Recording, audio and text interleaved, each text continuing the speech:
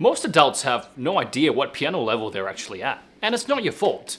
The labels beginner, intermediate, and advanced are way too vague to mean anything. In this video, I want to give you 10 honest, skill-based tests so you can figure out your true level without ego and without guesswork. I wanted to create this video because I feel I have a lot of my live students and a lot of our YouTube subscribers who are unclear about where they actually sit with piano. Someone that's playing River Flows in You,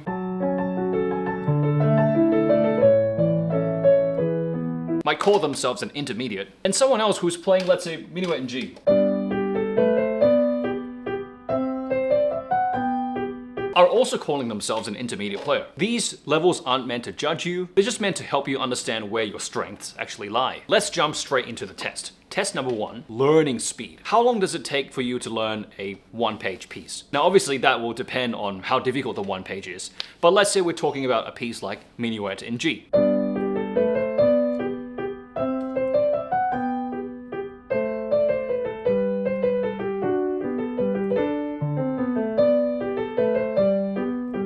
Now, if something like that takes you, let's say, between 1 to 2 days to play and basically master it, then you are at the mastery level. If it takes you, let's say, approximately a week, I would say you're more in the intermediate level. And if it takes you around 2 weeks plus to learn this, you're probably more at the essential level. Your learning speed is one of the clearest signs of your current piano level. Test number 2. Hand coordination. For any piece that you play, we usually like to learn the right hand first, the left hand before we put them together. Now, is playing hands together a sort of completely overwhelming cognitive task? Let's say in the piece before,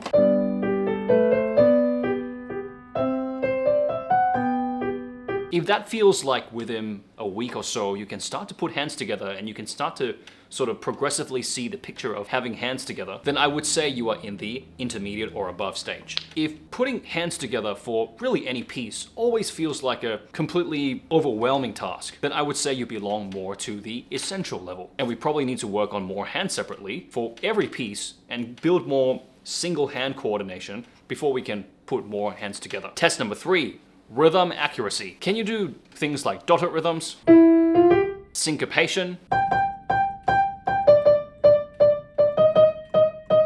or triplets?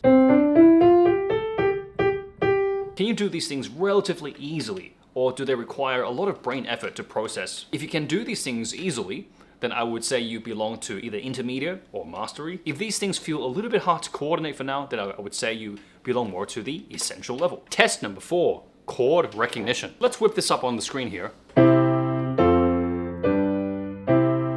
So as you play through that short piece of music, did your brain register these as either C chord, F chord, G chord, C chord, or chords 1, 4, 5, 1? An intermediate or a mastery player would play these notes and without a doubt see that these belong to parts of chords, that they're a C chord, F chord, G chord, C chord, or we see them as chord 1, chord 4, chord 5, and chord 1. However, if you play these notes and you sort of like were playing them more as like individual notes, that's how your brain kind of saw it, then I would say you currently belong more to the essential level. As you begin to play more and more music, as you begin to expose yourself to more keys and chords, you will also begin to see these kind of blocks and patterns as you play them. Test 5, technique control. Let's pick a simple scale to play, let's say the G major scale.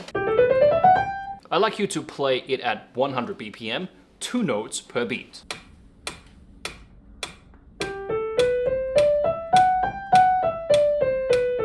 I would say that is roughly a medium level speed. As you play those, were your fingers relaxed or were they tense and sort of, it felt a little bit hard to keep in time in a very fluent manner? If that was completely even and that felt easy, then you were probably either in or near the mastery level. If that level speed felt a little bit hard to you, or you feel like you're sort of working on it and you need a little bit more time to polish that, I would say you're more in the essential or the intermediate level. Test number 6, sight reading reaction time. Let's throw this up on the screen here. This is a piece I'll be teaching in my upcoming beginner course. Please stay tuned for that. If I requested you to play this on first go, okay, so you have no time to practice, could you play this from the start to the end with less than 1 error, hands together? Now, if you can sort of play this through,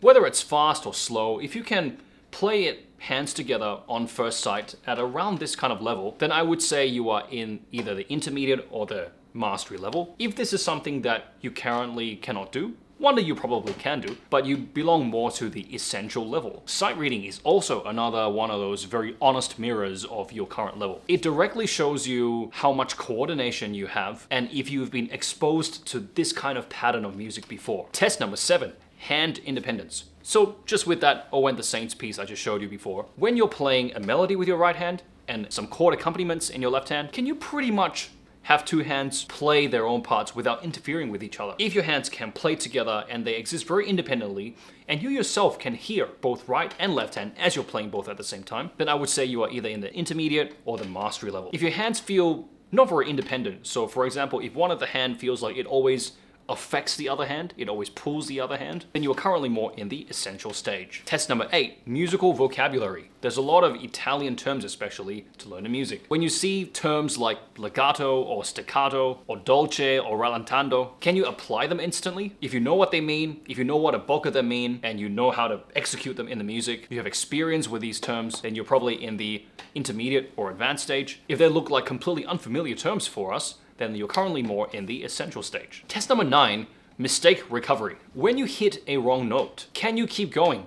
Or does that note make you freeze and you sort of have to like completely restart from a couple of bars before? If you can keep going with the music, then you're more in the intermediate and mastery stage. If the slightest bit of mistake throws you off and you have to restart the piece, I would say you're more in the essential stage. Test number 10, independence from YouTube tutorials. Can you learn a piece without watching a YouTube video walk you through the piece? That means if you can play, let's say, something by reading it on sheet music, or some of us it might be playing by ear, then I would say you're more in the intermediate or the mastery stage. If you tend to need someone to walk you through the notes and the fingers and the timing of when things come in, then I would say you're more in the essential stage. So if we put everything together, if you had, let's say, most of these questions, you felt like you belong more to the essential stage, I want to say you're actually not a beginner. You're an adult building the right foundations for your piano studies. This stage is, I believe, the most fun because your improvements feel the most drastic if you do it right. If most of these questions made you feel like you're more of an intermediate player, I want to say congratulations, you have some real musical tools in your hands. Now you need a certain structure